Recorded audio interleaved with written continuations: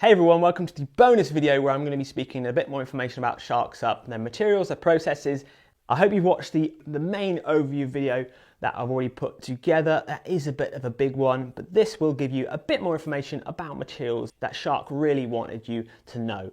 Now, the first thing to speak about with Shark is Shark are very much a brand and a factory. Now, the good news about that is if you're a brand that owns your own factories, you can put improvements and changes into your boards very quickly, and you can also keep an eye on what's going on in the factory all of the time, and that does make a difference to the quality of boards. Now, there's no doubt we know other brands that haven't got their own factories, but they still have good quality boards, but they have got to be on it and they've got to have somebody in that factory all of the time watching what comes out. So definitely having a brand that owns its own factory is going to keep the board quality much higher.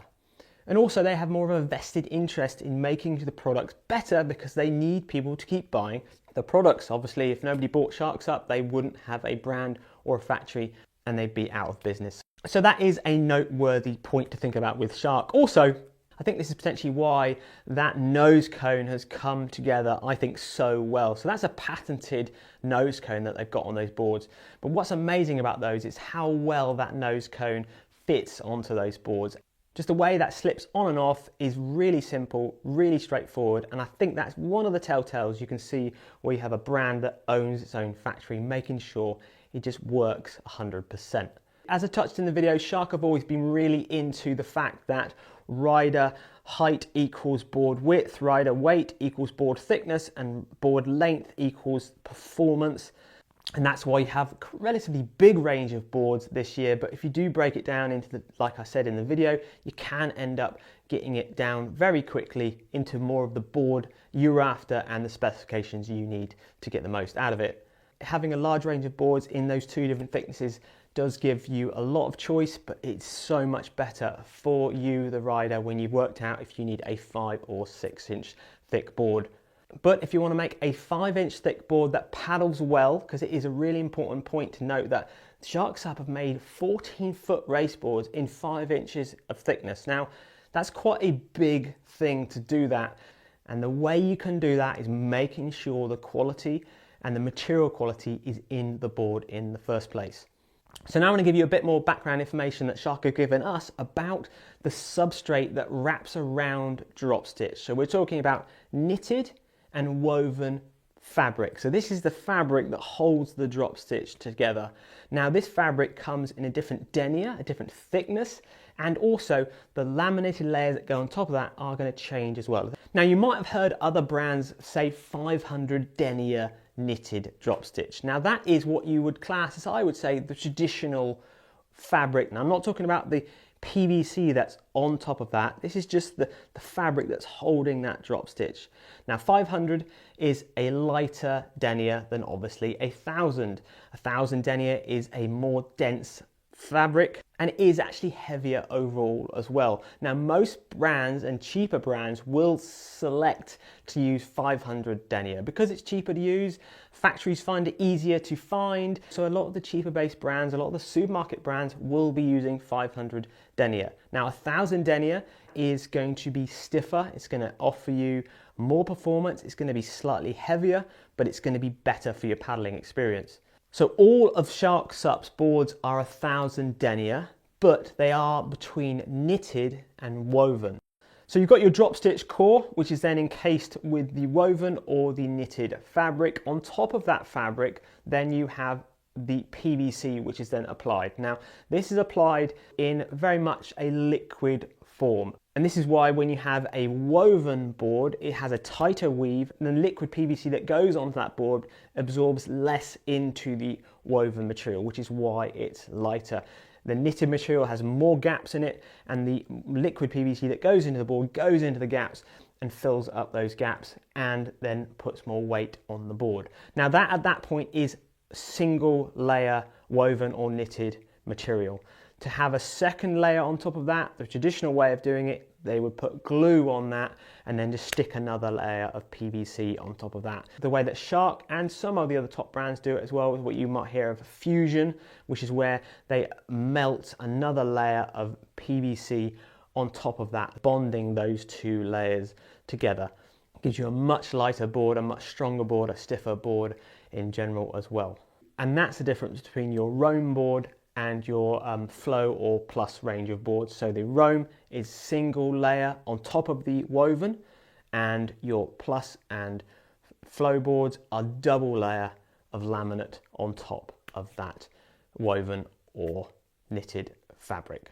Now this woven fabric as well is less stretchy than the knitted, so you get a better quality board as well. Now with all of these things, whether you're looking at 1000 denier, woven, knitted materials, it's all about the quality of the material. Now this is something that Shark have said to us, and they want to make you aware that there is a big difference between different factories buying different materials at different price points. And this is where they believe a lot of the cheaper based brands are wrong to put them into production, and they want you to be aware that there is a difference in the price point between 1000 denier from a certain brand to 1000 denier from a different brand. And it's all about how available and how easy those factories can find those materials.